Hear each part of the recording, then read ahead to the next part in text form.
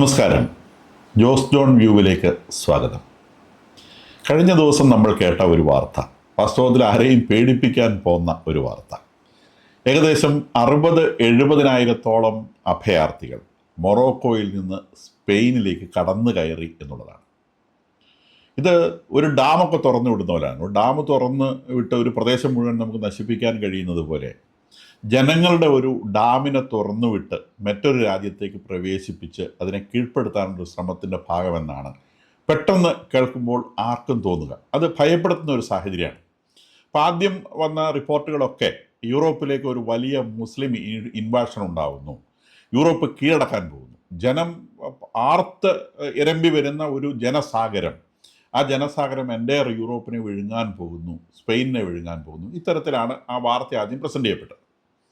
പിന്നീട് അതിൻ്റെ കുറേശ്ശെ ഡീറ്റെയിൽസ് പുറത്തു വന്നു തുടങ്ങി. ഇത് കഴിഞ്ഞ ജൂലൈ 30-നാണ് ഈ സംഭവം ഉണ്ടായത്. 60,000-ഓളം ആളുകൾ, 60,000-നും 70,000-നും ഇടയ്ക്ക് വരുന്ന ആളുകൾ, പുരുഷന്മാരും സ്ത്രീകളും കുട്ടികളും ഒക്കെ അടങ്ങുന്ന വലിയൊരു സംഘം സ്പെയിനിലേക്ക് ഇരച്ചു കയറി എന്നുള്ളതായിരുന്നു വാർത്ത.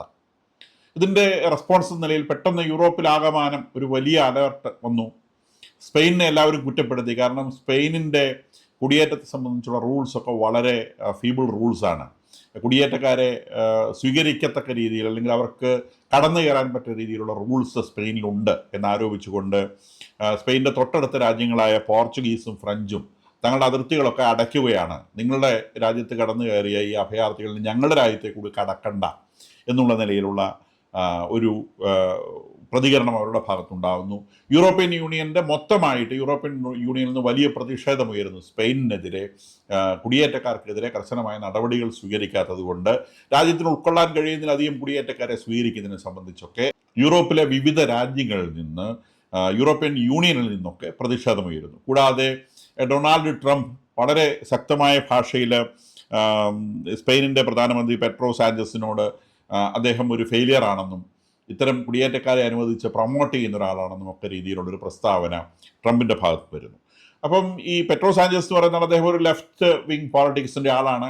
അദ്ദേഹം ഈ കുടിയേറ്റത്തെയൊക്കെ വളരെ ലാഘവമായി കാണുന്ന ഒരാളാണ്. വരുന്നവരൊക്കെ വന്നോട്ടെ, അവരും മനുഷ്യരല്ലേ, അവർ ജീവിച്ചോട്ടെ എന്നതിനൊക്കെയുള്ള കാഴ്ചപ്പാടുകൾ സ്വീകരിക്കുന്ന ആളാണ്. കൂടാതെ he is known for his anti Israel stand. ഇസ്രായേലിനെതിരെ വളരെ ശക്തമായ നിലപാടുകൾ സ്വീകരിക്കുന്ന ആളാണ്.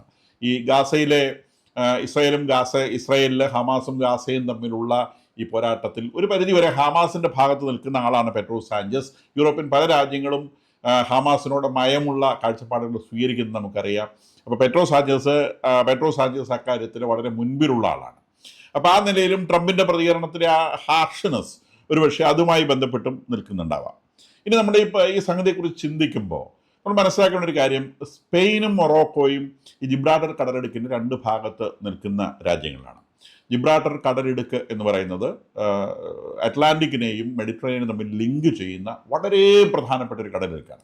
ഒരുപക്ഷെ ചരിത്രത്തിൽ ഏറ്റവും ആദ്യം മുതൽ രേഖപ്പെടുത്തിയിട്ടുള്ള, നമ്മൾ ചരിത്രം പഠിക്കുമ്പോൾ ഏറ്റവും ആദ്യം കേൾക്കുന്ന കടലിടുക്കിൻ്റെ പേരാണ് ഈ ജിബ്രാൾട്ടർ കടലിടുക്ക്. കാരണം അതിൻ്റെ തൊട്ടടുത്ത രാജ്യങ്ങളായിട്ട് അതിനോട് ചേർന്ന് കിടക്കുന്ന സ്പെയിനും പോർച്ചുഗീസുമാണ്.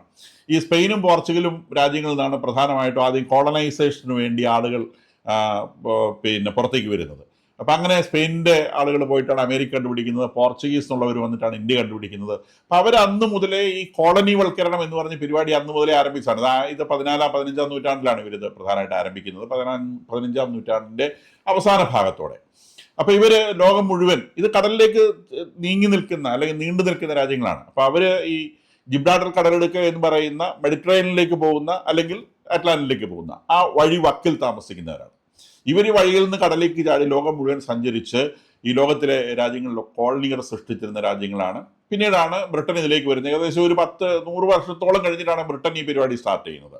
അതിന് മുൻപ് സ്പെയിൻ അന്ന് യൂറോപ്പിലെ ഏറ്റവും റിച്ച് ആയിട്ടുള്ള രാജ്യമായിരുന്നു, ഈ പറഞ്ഞ 14-15 നൂറ്റാണ്ടിലൊക്കെ. അപ്പോൾ അവർക്ക് ഇത്തരം കാര്യങ്ങളൊക്കെ ഫൈനാൻസ് ചെയ്യാൻ കഴിയുമായിരുന്നു. പോർച്ചുഗീസ് ഒന്നും അത്ര വലിയ സമ്പന്നമായ രാജ്യം ആയിരുന്നില്ല. അവർ സ്പെയിനിൽ നിന്ന് കടമെടുത്തിട്ടാണ് അവർ ഈ പണി ചെയ്തത്. ബ്രിട്ടൻ പോലും സ്പെയിനിൽ നിന്ന് കടമെടുത്തിട്ടാണ് ഈ കോളനിവൽക്കരണത്തിനൊക്കെ ഇറങ്ങി പുറപ്പെട്ടതെന്ന് ചരിത്രം പരിശോധിച്ചാൽ നമുക്ക് മനസ്സിലാവും. നമ്മൾ ചരിത്രത്തിലേക്ക് പോകുന്നില്ല. എന്തായാലും ഈ മൊറോക്കോയും ഈ സ്പെയിനും ജിബ്രാൾട്ടർ കടലിടുക്കിൻ്റെ അപ്പുറത്തും ഇപ്പുറത്തും ഫേസ് ടു ഫേസ് നിൽക്കുന്ന രാജ്യങ്ങളാണ്. മൊറോക്കോയിൽ നിന്ന് സ്പെയിനിന്റെ മെയിൻലാൻഡിലേക്ക് കുടിയേറ്റങ്ങൾ നടക്കാറുണ്ട്. അത് ഏകദേശം ഒരു 14 കിലോമീറ്ററാണ് ഈ കടലിടുക്കിന്റെ വീതി. ബോട്ടിലൊക്കെ കടന്നു വന്ന് സ്പെയിനിലേക്ക് കടന്നു കയറാൻ ശ്രമിക്കാറുണ്ട്, തിരിച്ചോടിക്കാറുണ്ട്, കുറെ പേര് കയറാറുണ്ട്. അതൊക്കെ സാധാരണ സംഭവിക്കുന്ന കാര്യമാണ്. ഇങ്ങനെ ഈ 60,000 70,000 ഒന്നിച്ചു വരുന്ന പരിപാടിയില്ല. ഇത് സംഭവിച്ചത് ഈ മൊറോക്കോ എന്ന് പറയുന്ന രാജ്യം 1912 മുതൽ 1956 വരെ ഈ മൊറോക്കോ എന്ന രാജ്യത്തിന്റെ വടക്കൻ ഭാഗങ്ങൾ സ്പെയിനിന്റെ നിയന്ത്രണത്തിലായിരുന്നു. അതിനെ ഒരു പ്രൊട്ടക്ടറേറ്റ് എന്നാണ് വിളിക്കുന്നത്. അതിനു മുൻപ് അത് ഈ മൊറോക്കോ എന്ന് പറയുന്ന ഈ രാജ്യം നമുക്കറിയാവുന്ന അറബ് രാജ്യമാണ്. അറബ് കൺട്രീസിന്റെ കാറ്റഗറിയിൽ പെടുന്ന ഒരു രാജ്യമാണ്. പണ്ട് ഖലീഫമാരുടെ ഇൻവേഷൻ ഉണ്ടായ കാലത്ത് 7-ാം നൂറ്റാണ്ടിൽ 8-ാം നൂറ്റാണ്ടിലൊക്കെ ആഫ്രിക്കയുടെ വടക്കൻ ഭാഗത്തോട് വന്ന ഖലീഫമാർ, യൂറോപ്പില് മാർപ്പാപ്പയെ പിടിക്കണം എന്ന് വിചാരിച്ച് വന്നവര്, അവര് പിന്നെ ഈ ആഫ്രിക്കയുടെ വടക്കൻ ഭാഗത്തെ രാജ്യങ്ങൾ കീഴടങ്ങിക്കൊണ്ടാണ് ഈ ജിബ്രാൾട്ടർ കടലെടുക്ക് ലക്ഷ്യമാക്കി വരികയും ജിബ്രാൾട്ടർ ക്രോസ് ചെയ്ത് യൂറോപ്പിൽ കടന്ന് ഇറ്റലിയിലേക്ക് പോയി മാർപ്പാപ്പയെ പിടിക്കാനുള്ള ശ്രമം നടത്തി. ഞാൻ ചരിത്രത്തിലേക്ക് പോകുന്ന ഇത്തരം കാര്യങ്ങളൊക്കെ ഉണ്ട്. അപ്പൊ എന്തായാലും ശരി, അവർ ഇൻവൈഡ് ചെയ്ത് വന്നത് ഈ ആഫ്രിക്കയുടെ വടക്കൻ ഭാഗത്തുകൂടിയാണ്. അപ്പൊ ആഫ്രിക്കയുടെ വടക്കൻ ഭാഗത്തുള്ള എല്ലാ രാജ്യങ്ങളും ഇസ്ലാമൈസ് ചെയ്യപ്പെട്ടു. ആ കൂട്ടത്തിൽ മൊറോക്കോയും ഇസ്ലാമൈസ് ചെയ്യപ്പെട്ടു. അതിനുശേഷം പിന്നീട് 15-ാം നൂറ്റാണ്ട് 14-ാം നൂറ്റാണ്ടിലൂടെയാണ് ഈ ഓട്ടോമൻ എംപയർ എന്ന് പറയുന്ന തുർക്കി ആസ്ഥാനമായിട്ടുള്ള വലിയ എംപയർ വരുന്നത്. അവര് ഈ മുസ്ലിം റീജിയൻസ് മുഴുവൻ കൈയടക്കുന്നതിന്റെ ഭാഗമായി മൊറോക്കോയെ അവർ കൈയടക്കി. അങ്ങനെ ഒരു 3-4 നൂറ്റാണ്ട് ഈ ഓട്ടോമാന്റെ കയ്യിലായിരുന്നു. പിന്നീട് യൂറോപ്യൻ ശക്തികൾ ഓട്ടോമൻ എംപയറിനെ ഈ ആഫ്രിക്കയുടെ വടക്ക് ഭാഗത്ത് നിന്ന് വടക്ക് പടിഞ്ഞാറ് ഭാഗത്ത് നിന്ന് തുരത്തി ആഫ്രിക്കയിൽ നിന്ന് മൊത്തം ഒഴിവാക്കി ഫസ്റ്റ് വേൾഡ് വാറോടെ ഓട്ടോമൻ എംപയറിനെ അവർ നശിപ്പിച്ച് കളഞ്ഞ കാര്യമൊക്കെ നമുക്കറിയാം. അപ്പൊ ഇതിന്റെ തുടക്കം എന്നതിൽ ഓട്ടോമൻ എംപയറിനെ അവിടുന്ന് തുരത്തിയതിന്റെ ഭാഗമായി 1912 സ്പെയിനും ഫ്രാൻസും ചേർന്ന് ഈ മൊറോക്കോയെ അവരുടെ പ്രൊട്ടക്ടറേറ്റ് ആക്കി മാറ്റി. അപ്പൊ ഈ സ്പെയിൻ അതിന്റെ വടക്കൻ ഭാഗങ്ങളാണ് നിയന്ത്രിച്ചിരുന്നത്, ഫ്രാൻസ് അതിന്റെ തെക്കൻ ഭാഗങ്ങളുമാണ് നിയന്ത്രിച്ചിരുന്നത്. സ്പെയിൻ ഇതിന്റെ വടക്കൻ ഭാഗങ്ങൾ നിയന്ത്രിച്ചിരുന്നു എന്ന് മാത്രമല്ല, സ്പെയിനിന് നേരത്തെ തന്നെ ഏതാണ്ട് 15-ാം നൂറ്റാണ്ട് മുതൽ തന്നെ സ്യൂട്ട മെലീല എന്ന് പറയുന്ന 2 പ്രദേശങ്ങൾ അവരുടെ എൻക്ലേവുകൾ ഉണ്ടായിരുന്നു. അവർ പണ്ട് മുതലേ കയ്യിൽ വെച്ചിരുന്ന പ്രദേശങ്ങളാണ്. 15-ാം നൂറ്റാണ്ട് മുതൽ അവരുടെ കയ്യിലുള്ളതാണ് സ്യൂട്ട മെലീല എന്ന് പറയുന്ന 2 പ്രദേശങ്ങൾ. ഈ 2 പ്രദേശങ്ങളും കടലിലേക്ക് ചാടി നിൽക്കുന്ന, മെഡിറ്ററേനിയൻ കടലിലേക്ക് ഉന്തി നിൽക്കുന്ന പ്രദേശങ്ങളാണ്. അപ്പൊ അത് പോർട്ടുകളായിട്ട് ഉപയോഗിക്കാനൊക്കെയുള്ള സൗകര്യത്തിന്റെ ഭാഗമായിട്ടാണ് ഈ 2 റീജിയനും അന്ന് സ്പെയിൻ കൈയടക്കി വെച്ചിരുന്നത്. ഇപ്പോഴും അത് അവരുടെ നിയന്ത്രണം തന്നെയാണ്. അതിന് എൻക്ലേവുകൾ എന്നാണ് വിളിക്കുന്നത്. അത് സ്പെയിനിന്റെ പരമാധികാരത്തിൽ പെടുന്ന ഭാഗമാണ്. അത് മൊറോക്കോയുടെ ഭാഗമല്ല. പിന്നീട് നമ്മൾ മൊറോക്കോയുടെ കഥ പറയുമ്പോൾ 1956 മൊറോക്കോ സ്വാതന്ത്ര്യം നേടുന്നു. സ്പെയിൻ അവിടെ നിന്ന് പിൻവാങ്ങുന്നു. അപ്പൊ സ്പെയിനും മൊറോക്കോയും നമ്മൾ നേരത്തെ മുതൽ ബന്ധമുണ്ട്. മൊറോക്കോയിലെ ആളുകൾ ധാരാളമായിട്ട് ജോലി ചെയ്യാൻ വേണ്ടി സ്പെയിനിലും അതുപോലെ നമ്മളിപ്പോൾ ഈ സൂചിപ്പിച്ച സ്യൂട്ട മെലീല സ്ഥലങ്ങളിലൊക്കെ ഉണ്ട്. പിന്നീട് ഈ സ്യൂട്ട മെലീല എന്ന് പറയുന്ന സ്ഥലങ്ങളൊക്കെ വേലി കെട്ടി സ്പെയിൻ അതിൻ്റെതായ രീതിയിൽ സംരക്ഷിക്കുന്നു.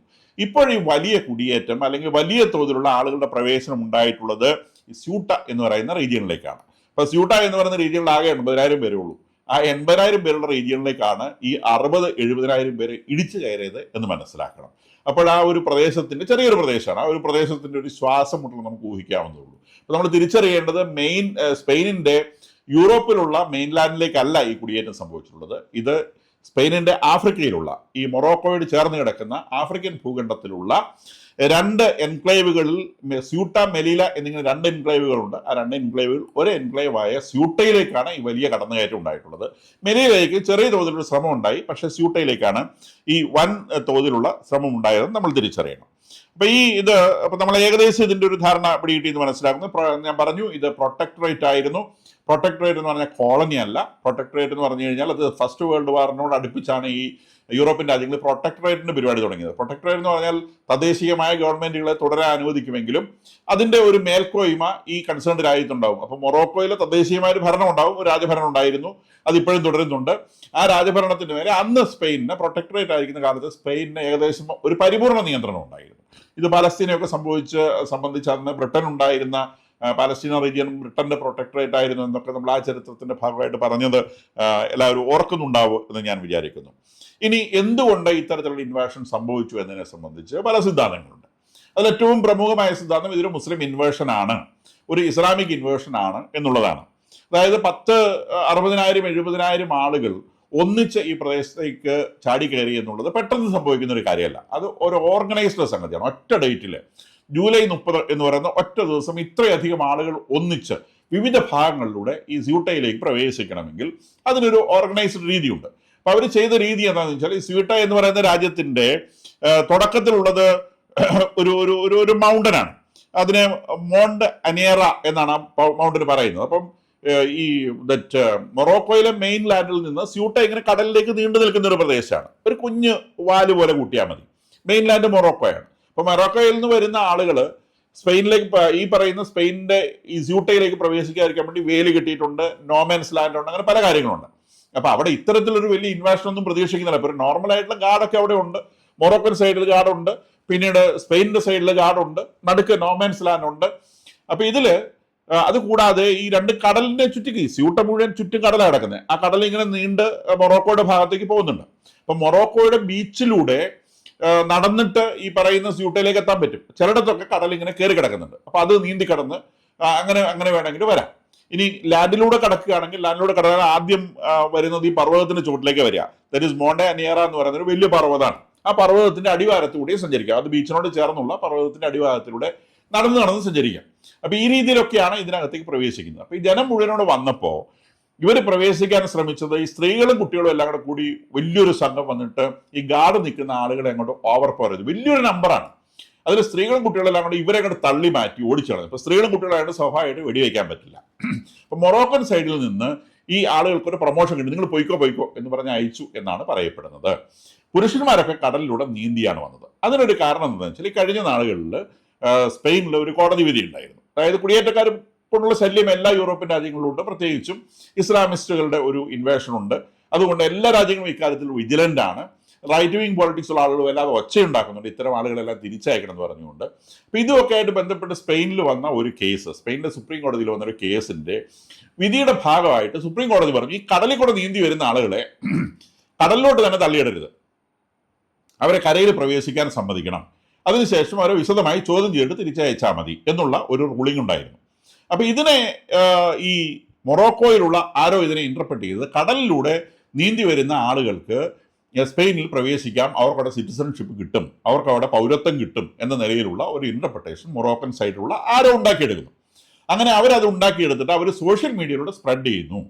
ഇങ്ങനെ സ്പെയിനിൽ നിങ്ങൾ പ്രവേശിക്കുകയാണെങ്കിൽ, കടലിലൂടെയാണ് നിങ്ങൾ പ്രവേശിക്കുന്നതെങ്കിൽ നിങ്ങൾക്ക് അതിനാൽ തന്നെ സ്പെയിനിൽ ജീവിക്കാം. കാരണം മൊറോക്കോയിൽ പട്ടിണിയും പരിവട്ടമാണെന്ന് നമുക്കറിയാം. എല്ലാ ഇസ്ലാമിക രാജ്യങ്ങളിലും GCC രാജ്യങ്ങളൊഴികെ ബാക്കിയുള്ള സർവ്വ ഇസ്ലാമിക് രാജ്യങ്ങളും, പാകിസ്ഥാൻ ആയിക്കോട്ടെ, അഫ്ഗാനിസ്ഥാൻ ആയിക്കോട്ടെ, ബംഗ്ലാദേശ് ആയിക്കോട്ടെ, ആഫ്രിക്കൻ രാജ്യങ്ങളിലുള്ള മൊറോക്കോ അടക്കമുള്ള ഏത് രാജ്യമാണെങ്കിലും പട്ടിണിയും പരിവട്ടമാണ്. അവരെ സംബന്ധിച്ച് അവരുടെ കണ്ണ് ഇങ്ങനെ സമൃദ്ധമായി ജീവിക്കുന്ന സ്വാതന്ത്ര്യമുള്ള യൂറോപ്പിലേക്ക് ഇങ്ങനെ കടന്നു കയറുക എന്നുള്ളതാണ് അവരുടെ ഏറ്റവും വലിയ മോഹം. അപ്പൊ ഈ മോഹത്തിന് ചിറക് മുളപ്പിക്കത്തക്ക രീതിയിലുള്ള വലിയ സോഷ്യൽ മീഡിയ ക്യാമ്പയിൻ. അപ്പൊ എങ്ങനെയാണ് നിങ്ങൾക്ക് ഇങ്ങനെ പ്രവേശിക്കാൻ പറ്റുക? 1-2 പേര് ചെന്ന് കഴിഞ്ഞാൽ അവർ പോലീസുകാർ നിങ്ങളെ തടഞ്ഞു വെക്കും. അതുകൊണ്ട് വലിയ കൂട്ടമായി നിങ്ങൾ പ്രവേശിക്കുകയാണെങ്കിൽ നിങ്ങൾക്ക് ഈ സ്പെയിനിലെ സ്യൂട്ടയിലേക്ക് പ്രവേശിക്കാം എന്ന നിലയിലുള്ള വലിയൊരു സോഷ്യൽ മീഡിയ ക്യാമ്പയിൻ്റെ ഭാഗമായിട്ടാണ് ഈ പറഞ്ഞ ബിഗ് നമ്പർ ഓഫ് ആളുകൾ അതിർത്തിയിലെത്തുകയും ഒറ്റയടിക്ക് ഇതിനകത്തേക്ക് കയറാൻ ശ്രമിക്കുന്നത്. ആരാണ് ഈ സോഷ്യൽ മീഡിയ ക്യാമ്പയിൻ ഉണ്ടാക്കിയത് എന്നുള്ളൊരു വലിയ ചോദ്യം ഇതിന്റെ പുറകിൽ നിൽക്കുന്നുണ്ട്. അപ്പൊ അതിനെ സംബന്ധിച്ചാണ് ഇത് ഇസ്ലാമിസ്റ്റുകളുടെ ഒരു പരിപാടിയാണ്. ഇത് വന്ന 90% ആളുകളും തൊഴിലന്വേഷിച്ച് വന്നവരാണ്, ജീവിതം അന്വേഷിച്ച് വന്നവരാണ്. പക്ഷെ അതിനകത്ത് ഇത്തരത്തിലുള്ള തീവ്രവാദികളും ഗുണ്ടകളും നുഴഞ്ഞു കയറി അവരും കൂടി ഇതിനകത്തേക്ക് വരുന്നു. അങ്ങനെ വന്ന് ഇതിനകത്ത് പ്രവേശിച്ച് അവരുദ്ദേശിച്ചത് ഏകദേശം ഒരു 2 ലക്ഷം ജനത്തെയാണ് ഉദ്ദേശിച്ചത്. 2 ലക്ഷം ജനം ഒന്നിച്ച് സ്യൂട്ടയിലേക്ക് വന്നു കഴിഞ്ഞാൽ ആ ജനത്തിന് തന്നെ അവിടെയുള്ള ആളുകളെ കീഴ്പ്പെടുത്താൻ സാധിക്കും.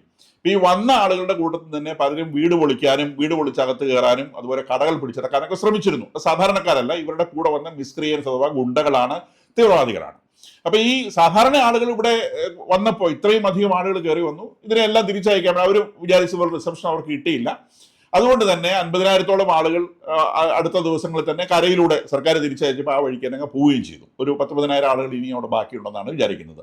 ഈ 10,000 ആളുകൾ ഒരുപക്ഷെ ഈ മിസ്ക്രിയൻസിന്റെ കൂടെ പെടുന്ന ആളുകളായിരിക്കാം. അപ്പൊ ആളുകളെ തെറ്റിദ്ധരിപ്പിച്ച് ഇവിടെ കൊണ്ടുവന്ന് ഇവരുടെ എല്ലാം ഉള്ളിൽ ഉറങ്ങിക്കിടക്കുന്ന ഒരു ഇസ്ലാമുണ്ട്. അപ്പൊ ഇത്രയും വലിയ ആളുകൾ ഇതിനകത്തേക്ക് വന്നു കഴിഞ്ഞാൽ ഇവർ കുറച്ച് നാൾ ജോലിയൊക്കെ ചെയ്ത് ഇവർക്ക് സുഭിക്ഷമായി ജീവിക്കാൻ അവസരം കിട്ടിക്കഴിഞ്ഞാൽ പിന്നെ പതുക്കെ ഇവരുടെ ഇസ്ലാം പുറത്തേക്ക് ചാടിക്കഴിഞ്ഞാൽ ഈ രാജ്യത്തെ കീഴ്പ്പെടുത്താമെന്നുള്ള ചിന്തയോടുകൂടി ആരോ ഓർഗനൈസ് ചെയ്തൊരു സംഗതിയാണ് ഇതെന്നാണ് പറയുന്നത്. ഇത് എല്ലാ യൂറോപ്യൻ രാജ്യങ്ങളിലും സംഭവിക്കുന്ന സംഗതിയാണ്. സിറിയയിൽ നിന്ന്, ഇറാഖിൽ നിന്ന്, തന്നെ അഫ്ഗാനിസ്ഥാനിൽ നിന്ന്, പാകിസ്ഥാനിൽ നിന്നൊക്കെ തൊഴിലന്വേഷിച്ച് യൂറോപ്യൻ രാജ്യങ്ങളിൽ എത്തുന്ന ആളുകളൊക്കെ തൊഴിലിന് വേണ്ടി തന്നെ വരുന്നവരാണ്. പക്ഷെ അവിടെ എത്തിക്കഴിയുമ്പം സുഭിക്ഷമായ ഭക്ഷണം കിട്ടി, ഒരു തൊഴിൽ കിട്ടിക്കഴിഞ്ഞാൽ പിറ്റേ ദിവസം മുതൽ ഇവർക്ക് ആ പഴയ ഇരുട്ട് വേണം. അപ്പൊ ആ ഇരുട്ട് വേണമെന്ന് പറഞ്ഞുകൊണ്ട് ഇവർ സമരം ചെയ്യാൻ തുടങ്ങും. ഞങ്ങൾക്ക് അത് വേണം, ഇത് വേണം, ഇവിടെ ശരീഅത്ത് വേണം എന്നൊക്കെ പറഞ്ഞ് ഒച്ച ഉണ്ടാക്കുന്നത്. ഇത് ഈ ഇസ്ലാമിസ്റ്റുകൾ എന്ന് പറയുന്ന കാറ്റഗറി ഇവരെയൊക്കെ പ്രൊമോട്ട് ചെയ്ത് രാജ്യത്തേക്ക് തള്ളിവിടുന്നവർക്ക് അറിയാം ഇവരെ ഭക്ഷണം കഴിച്ചു കഴിയുമ്പോൾ ഇത് ആവശ്യപ്പെട്ടോളും. അപ്പോൾ ഓട്ടോമാറ്റിക്കായിട്ട് ഇസ്ലാമൈസേഷൻ സംഭവിച്ചോളും. അപ്പോൾ ഇതിനെ സംബന്ധിച്ചുള്ള ഒന്നാമത്തെ തിയറി എന്ന് പറയുന്നത് ഇസ്ലാമൈസേഷൻ ശ്രമിക്കുന്ന ഏതോ ഒരു ഗൂഢശക്തി ഇത്തരം ആളുകളെ സോഷ്യൽ മീഡിയ ക്യാമ്പയിനിലൂടെ തെറ്റിദ്ധരിപ്പിച്ച് ഈ രാജ്യത്തേക്ക് അയച്ചു എന്നുള്ളതാണ് ഇതിനെ സംബന്ധിച്ച് വരുന്ന ഒന്നാമത്തെ തിയറി എന്ന് പറയുന്നത്. അപ്പൊ എന്തായാലും ശരി, വന്നപ്പം വിചാരിച്ച പോലത്തെ റിസപ്ഷൻ കിട്ടാത്തത് കൊണ്ട് 50,000-ഓളം ആളുകൾ തിരിച്ചുപോയി. അപ്പൊ ഈ പറയുന്ന സുപ്രീം കോടതി വിധി തെറ്റിദ്ധരിച്ച് വന്നവരാണ് എന്നുള്ള രണ്ടാമത്തെ ഒരു തിയറി പറയുന്നത് ഇത് ഇസ്രയേലും മൊറോക്കോയും ചേർന്ന് പ്ലാൻ ചെയ്ത് ഈ സ്പാനിഷ് പ്രൈം മിനിസ്റ്റർ ആയിട്ടുള്ള പെട്രോ സാഞ്ചസിന് ഒരു പണി കൊടുത്തതാണ് എന്നുള്ളതാണ്. അതായത് ഈ പെട്രോ സാഞ്ചസ് ഗാസയിലെ ഇസ്രായേലിന്റെ പ്രവർത്തനങ്ങളുടെ ഒരു വലിയ ക്രിട്ടിസൈസറാണ്. എപ്പോഴും അയാൾ ക്രിട്ടിസൈസ് ചെയ്തിരിക്കും. അയാൾ ഹമാസിന്റെ ഒരു സപ്പോർട്ടറാണ്. അപ്പൊ ഈ ഇങ്ങനെ കുടിയേറ്റക്കാരൊക്കെ വരുന്ന സമയത്ത്, അല്ലെങ്കിൽ വേലി പൊളിച്ച ആൾക്കാർ അകത്ത് കയറുന്ന സമയത്ത് എന്താ ഉണ്ടാവുക എന്നൊരു ഒരു നേരിട്ടൊരു അനുഭവം ഇങ്ങനെ കിട്ടട്ടെ എന്ന് വിചാരിച്ച് ഇസ്രയേൽ മൊറോക്കോയെ കൊണ്ട് ചെയ്യിച്ച ഒരു പരിപാടിയാണ് ഇത് എന്നൊരു തിയറിയും ഇവിടെ നിലനിൽക്കുന്നുണ്ട്. സ്പെയിനിലെ പല രാഷ്ട്രീയക്കാരും ഇങ്ങനെ ഒരു ആരോപണം ഉന്നയിക്കുന്നുമുണ്ട്. ഇസ്രായേൽ ഞങ്ങൾക്ക് ഇതിനകത്ത് കൈയൊന്നുമില്ല, അവര് അതെന്താന്നുള്ളത് അനുഭവിച്ചോളും, അതിന് ഞങ്ങൾക്ക് അറിയുകയും ചെയ്യാം എന്നുള്ളതാണ് ഇസ്രായേലിന്റെ ഭാഗത്ത് നിന്നുള്ള റെസ്പോൺസ് ഇതിൽ വന്നിട്ടുള്ളത്. നമുക്കറിയാവുന്ന പോലെ ഇസ്രായേലും മൊറോക്കോയും തമ്മിൽ വളരെ നല്ല ബന്ധമാണ് നിലനിൽക്കുന്നത്. നേരത്തെ മുതലുള്ള ബന്ധമുണ്ട്. കാരണം ഈ ഇസ്രായേൽ രാജ്യം രൂപീകരിക്കുന്ന സമയത്ത് മൊറോക്കോയിൽ ഏകദേശം 3 ലക്ഷത്തോളം ജൂതന്മാരുണ്ടായിരുന്നു. പിന്നീട് അവർ പണ്ടുകാലം മുതലേ റോമൻ കാലം മുതലേ മൊറോക്കോയിൽ താമസിച്ചിരുന്ന ആളുകളാണ്. പല ടൈപ്പ് എത്നിക് ഗ്രൂപ്പുകളും ഉണ്ട്. ഇസ്രായേൽ രാജ്യം രൂപീകരിച്ചതോടെ ബഹുഭൂരിഭാഗം ആളുകൾ തിരിച്ചു പോന്നെങ്കിലും ഒരു 3,000-4,000 ജൂയിഷ് ആയിട്ടുള്ള ആളുകൾ ഇപ്പോഴും മൊറോക്കോയിൽ താമസിക്കുന്നുണ്ട്. ഇവർക്കൊക്കെ ഇസ്രായേലിലുള്ള ആളുകളായിട്ട് ബന്ധമുണ്ട്. ഇവർ അങ്ങോട്ടും ഇങ്ങോട്ടും പോവുകയും വരികയും ഒക്കെ വളരെ ഫ്രീ ആയിട്ട് ചെയ്യുന്നതാണ്. അതുകൊണ്ട് തന്നെ ഇസ്രായേൽ രാജ്യം രൂപീകരിച്ച കാലം മുതൽ തന്നെ മൊറോക്കോയുമായി ഒരു ബന്ധം നിലനിൽക്കുന്നുണ്ട്. പിന്നീട് 2020 അബ്രാഹാം അക്കോർഡ്സ് ഉണ്ടായ സമയത്ത് ആദ്യം അബ്രാഹാം അക്കോർഡ്സിൽ ഒപ്പിട്ട ഒരു രാജ്യം മൊറോക്കോയാണ്. മൊറോക്കോ ടെക്നോളജിക്ക് വേണ്ടിയും മറ്റ് പല ആവശ്യങ്ങൾക്ക് വേണ്ടിയും സൈനിക ആവശ്യങ്ങൾക്ക് ഉൾപ്പെടെയുള്ള കാര്യങ്ങൾക്ക് ഇസ്രായേലിനെ അവർ ആശ്രയിക്കുന്നുണ്ട് എന്നുള്ള വസ്തുതയാണ്. മൊറോക്കോയും ഇസ്രായേലും തമ്മിൽ വളരെ ഡീപ്പായിട്ട് റിലേഷൻ ഉണ്ട്. ഇപ്പോൾ ഇസ്ലാമിക് രാജ്യങ്ങളിൽ ജൂതന്മാരുടെ ഒരു സെറ്റിൽമെന്റ് ഏറ്റവും പ്രധാനമായിട്ടുള്ളത് മൊറോക്കോയിലാണ്. അപ്പോൾ ആ ഇസ്രായേലാണ് ഇത് ഓർഗനൈസ് ചെയ്തെടുത്തത് എന്ന് ഈ പറയുന്ന സോഷ്യലിസ്റ്റ് പാർട്ടികളിലെ സ്പെയിനിലെ ആളുകൾ ആരോപണം ഉന്നയിക്കുന്നുണ്ട്. ഇസ്രായേൽ അതിനെ അർഹമായ അവഗണനയോടെ പുച്ഛിച്ച് തള്ളുന്നുമുണ്ട്. മൂന്നാമത്തെ ഒരു തിയറി പറയുന്നത് ഇതിന്റെ പുറകിൽ മൊറോക്കോ തന്നെയാണ്. അതിന് കാരണം സ്പെയിനും അൾജീരിയയും തമ്മിൽ കഴിഞ്ഞ ദിവസം ഉണ്ടായ സ്പെയിനിന്റെ പ്രധാനമന്ത്രി കഴിഞ്ഞ ദിവസം അൾജീരിയ വിസിറ്റ് ചെയ്തിരുന്നു.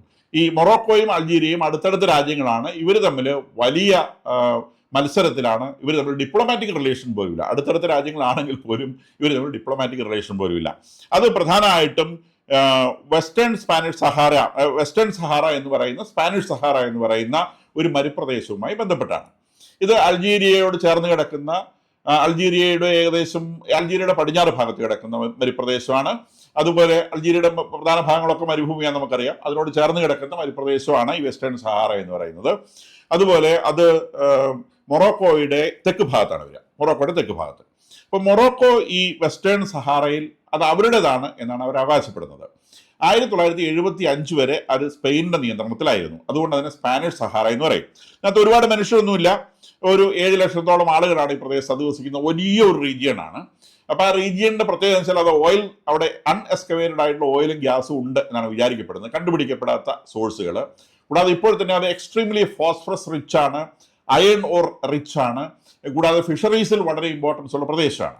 അപ്പോൾ അതുകൊണ്ട് തന്നെ മൊറോക്കോയ്ക്ക് ആ പ്രദേശത്തിന് മേലെ വലിയ താല്പര്യങ്ങളുണ്ട്. അപ്പോൾ ഇത് തങ്ങളുടേതാണ് എന്നാണ് അവർ അവകാശപ്പെടുന്നത്. ഇപ്പോൾ ആ പ്രദേശത്തിന്റെ ഏകദേശം 70% നിയന്ത്രിക്കുന്നു അവർ തന്നെയാണ്. പക്ഷേ ഇത് 1975 സ്പെയിനിൽ നിന്ന് സ്വതന്ത്രമാക്കിയ പോളിസാറോ ഫ്രണ്ട് എന്ന് പറയുന്ന ഒരു സ്വാതന്ത്ര്യ സമര മൂവ്മെന്റ് അവിടെ ഉണ്ട്. അവരൊരു സായുധ സംഘമാണ്. ആ സായുധ സംഘം ഈ പ്രദേശം തങ്ങളുടേതാണ് എന്നാണ് അവകാശപ്പെടുന്നത്. അവർക്കതൊരു സ്വതന്ത്ര രാജ്യമാക്കണം. വെസ്റ്റേൺ സഹാറ ഒരു സ്വതന്ത്ര രാജ്യമാക്കാൻ ശ്രമിക്കുന്ന പോളിസാറോ ഫ്രണ്ട് എന്ന് പറയുന്ന ഒരു സംഗതിയുണ്ട്. അപ്പോൾ ഈ പോളിസാറോ ഫ്രണ്ടും മൊറോക്കോയും തമ്മിൽ യുദ്ധത്തിലാണ്. അതിൽ പോളിസാറോ ഫ്രണ്ടിനെ ആളുകൊണ്ടും അർത്ഥം കൊണ്ടും സഹായിക്കുന്നത് അൾജീരിയയാണ്. അതുകൊണ്ട് തന്നെ അൾജീരിയയും ഈ മൊറോക്കോയും തമ്മിൽ ഭയങ്കര വഴക്കാണ്. അപ്പോൾ ഈ അൾജീരിയയുടെ തലസ്ഥാനം കഴിഞ്ഞ ദിവസം സ്പെയിനിന്റെ പ്രധാനമന്ത്രി സന്ദർശിച്ചിരുന്നു. കാരണം സ്പെയിനിന്റെ പ്രധാനമന്ത്രിക്ക് അൾജീരിയയും വേണം, മൊറോക്കോയും വേണം. അൾജീരിയ വേണ്ട പ്രധാനപ്പെട്ട കാരണം Algeria is extremely rich in oil and gas. യൂറോപ്പിന്റെ ഓയിൽ ആൻഡ് ഗ്യാസ് റിക്വയർമെന്റ്സിന്റെ വലിയൊരു ഭാഗം നിർവഹിക്കുന്നത് അൾജീരിയയാണ്. ലോകത്തിൽ 16ാമത്തെ ഓയിൽ റിച്ച് രാജ്യമാണ് അൾജീരിയ. അപ്പം ഈ സ്പെയിനെ സംബന്ധിച്ച് അൾജീരിയയുമായിട്ട് നല്ല ബന്ധം ആവശ്യമുണ്ട്. കാരണം ഇപ്പം ഈ ഹോർമോസ് കടലിടുക്കിലെ പ്രശ്നം കാരണം, റെഡ് സീയിലെ പ്രശ്നം കാരണം ഒക്കെ ഓയിലിന് ഭയങ്കര ക്ഷാമമാണ് എല്ലായിടത്തും. ഇയാൾക്ക് ഓയിൽ കിട്ടാൻ സാധ്യതയുള്ള സ്ഥലമാണിത്. അതിന്റെ പേരിലാണ് അദ്ദേഹം അവിടെ സന്ദർശിച്ചത്. പക്ഷേ അൾജീരിയയുമായി നല്ല ബന്ധം സ്പെയിൻ സ്ഥാപിക്കുന്ന മൊറോക്കോയ്ക്ക് ഇഷ്ടപ്പെടുകയില്ല. കാരണം മൊറോക്കോയും അൾജീരിയയും തമ്മിൽ വഴക്കാണ്. അപ്പൊ അതിന്റെ ഭാഗമായിട്ട് ഈ പറയുന്ന സ്പാനിഷ് പ്രൈം മിനിസ്റ്റർക്ക് ഒരു പണി കൊടുക്കാൻ വേണ്ടി ഇവര് ആളുകളെ ഈ മൊറോക്കോ തന്നെ അയച്ചതാണ് എന്നൊരു മൂന്നാമത്തെ തിയറിയുമുണ്ട്. അപ്പൊ എന്തായാലും ശരി, ആദ്യം പറഞ്ഞ തിയറിക്കാണ് ഏറ്റവും കൂടുതൽ സാധ്യതയുള്ളത്. കാരണം ഇതിന്റെ ഓർഗനൈസേഷൻ രീതി അത്തരത്തിലാണ്. രാജ്യത്തിന്റെ വിവിധ ഭാഗങ്ങളിൽ സംഭവിച്ചിട്ടുണ്ട്. കൂടാതെ മെലില എന്ന് പറയുന്ന ദ്വീപിലേക്കും ഒരു ശ്രമം നടന്നിട്ടുണ്ട് എന്നുള്ളതും ഒരു വസ്തുതയാണ്. എന്തായാലും ആത്യന്തികമായി ഇതിന്റെ റിസൾട്ട് എന്താണെന്ന് ചോദിച്ചാൽ ഇതൊരു വലിയ ഐ ഓപ്പണറാണ്. ഏതൊരു രാജ്യത്തിനും, നമ്മുടെ രാജ്യം അടക്കമുള്ള രാജ്യത്തിന് ഐ ഓപ്പണറാണ്. ഇതുപോലെ ഡാം തുറന്നിട്ടതുപോലെ അഭയാർത്ഥികൾ ഒരു രാജ്യത്തേക്ക് ഇരച്ചു കയറി കഴിഞ്ഞാൽ ആ രാജ്യത്തിന്റെ കാര്യം വലിയ കഷ്ടത്തിലായി പോകും. നമ്മുടെ രാജ്യം ഇങ്ങനെ ഒരു കഷ്ടത്തിൽപ്പെട്ടതിന്റെ പേരിലാണ് 1971 നമുക്ക് പാകിസ്ഥാനോട് യുദ്ധം ചെയ്യേണ്ടി വന്നത്. അവർ ബംഗ്ലാദേശിൽ കാണിച്ച ക്രൂരതകളുടെ ഭാഗമായി ബംഗ്ലാദേശിൽ നിന്ന് ജനം ഇന്ത്യയിലേക്ക് ഒഴുകിയതിന്റെ ഭാഗമായിട്ടാണ് ഇന്ത്യക്ക് 1971 പാകിസ്ഥാനോട് യുദ്ധം ചെയ്യേണ്ടി വന്നത്. ഇപ്പോഴും ഈ പറയുന്ന പ്രദേശത്ത് ആളുകൾ ഒഴുകാൻ റെഡിയായി നിൽക്കുന്നുണ്ട് എന്നുള്ള ഒരു സംഗതിയാണ്. കാരണം പാകിസ്ഥാന്റെ ബോർഡർ തുറന്നിട്ട് അവിടുന്ന് ഇങ്ങോട്ട് ഒഴുകും, ബംഗ്ലാദേശിന് തുറന്നിട്ട് അവിടുന്ന് ഇങ്ങോട്ട് ഒഴുകും. രണ്ട് സ്ഥലത്ത് നല്ല ഒന്നാന്തരം പട്ടിണിയാണ്. രണ്ട്, ഇത് യൂറോപ്പിലെ എല്ലാ രാജ്യങ്ങളിലും റൈറ്റ് വിങ് പോളിറ്റിക്സിന് വലിയ ബൂസ്റ്റ് നൽകുന്ന സംഗതിയാണ്. കാരണം ഈ കുടിയേറ്റത്തിനെതിരെ അതിശക്തമായ ഉയർത്തെഴുന്നേൽപ്പ് എല്ലാ രാജ്യങ്ങളിലും ഉണ്ടാവാൻ ഒരു കാരണം ഇതായിത്തീരും. ഈവൻ ലെഫ്റ്റ് വിങ് പോളിറ്റിക്സിലുള്ളവർ പോലും തങ്ങളുടെ നിലപാടുകളെ പുനഃപരിശോധിക്കും എന്നുള്ളതാണ് ഈ ഒരു സംഗതിയിൽ നാളെ മനസ്സിലാവുന്നത്. കാരണം തങ്ങളുടെ ജീവിതത്തിന് അപകടത്തിലായി പോകും. ഒരു ഡാം തുറന്നു വിട്ടതുപോലെ ഈ പറഞ്ഞ പോലെ അഭയാർത്ഥികളെ എരച്ചു കയറാൻ പല രാജ്യങ്ങളിലും ഇതുപോലെ ജനസംഖ്യ കൊണ്ട് വിങ്ങിപ്പൊട്ടുന്ന ഇസ്ലാമിക രാജ്യങ്ങളുണ്ട്. ഈ ജനസംഖ്യ കൊണ്ട് വിങ്ങിപ്പൊട്ടുന്ന ഇവിടെ എല്ലാം പട്ടിണിയാണ്. ഈ രാജ്യങ്ങളെല്ലാം കൂടി ഈ മനുഷ്യരെ എല്ലാം കൂടെ തള്ളി യൂറോപ്പിലേക്ക് അടുത്തുകയാണെങ്കിൽ യൂറോപ്യന്മാർക്ക് അവിടെ ജീവിക്കാൻ പറ്റത്തില്ല. അത് അവർക്കൊരു തിരിച്ചറിവാണ്. മൂന്ന്, കുടിയേറ്റക്കാരന് എന്താ വേണ്ടത്? അവനെ സംബന്ധിച്ച് വേണ്ടത് കുറച്ച് കൊള്ളാവുന്ന ജോലി കിട്ടണം, നല്ല ശമ്പളം കിട്ടണം, അത് കഴിഞ്ഞ് സ്വതന്ത്രമായി ജീവിക്കണം. ഈ രണ്ട് ആഗ്രഹങ്ങളോടെയാണ് ഇവർ ഇതിനകത്തേക്ക് പോരുന്നത്. ഇവർ പോരുന്ന രാജ്യങ്ങളിൽ മുഴുവൻ ഇരുട്ടാണ്, സ്വാതന്ത്ര്യമില്ല, ജീവിക്കാനുള്ള ഭക്ഷണമില്ല. പക്ഷേ ഇവിടെ വന്ന് ജീവിക്കാനുള്ള തൊഴിൽ കിട്ടി, സ്വാതന്ത്ര്യം കിട്ടി, എല്ലാം കിട്ടിക്കഴിയുമ്പോൾ ഉടനെ അവൻ പിന്നീട് ആവശ്യപ്പെടുന്നത് അവൻ്റെ മതത്തിന്റെ റിക്വയർമെന്റ്സ് ആണ്. വീണ്ടും തനിക്ക് ഇരുട്ടിലേക്ക് പോകണം എന്ന് പറയുന്ന ഒരു സംഗതിയാണ് കാണുന്നത്. ആരാണ്ട് പിടിച്ച് മെത്തേ കിടക്കുകയല്ല എന്ന് പറയുന്ന സംഗതിയാണ് നമ്മൾ ഇതിനകത്ത് കാണുന്നത്. എന്തായാലും ശരി, ഇത് ലോക ചരിത്രത്തിൽ തന്നെ ഒരു വലിയ സംഭവമാണ് എന്നുള്ളത് ഒരു വസ്തുതയാണ്. ഈ ചാനൽ നിങ്ങൾക്ക് ഉപകാരപ്രദമായി തോന്നുന്നുണ്ടെങ്കിൽ ഇത് സബ്സ്ക്രൈബ് ചെയ്യുക, ഫോർവേഡ് ചെയ്യുക.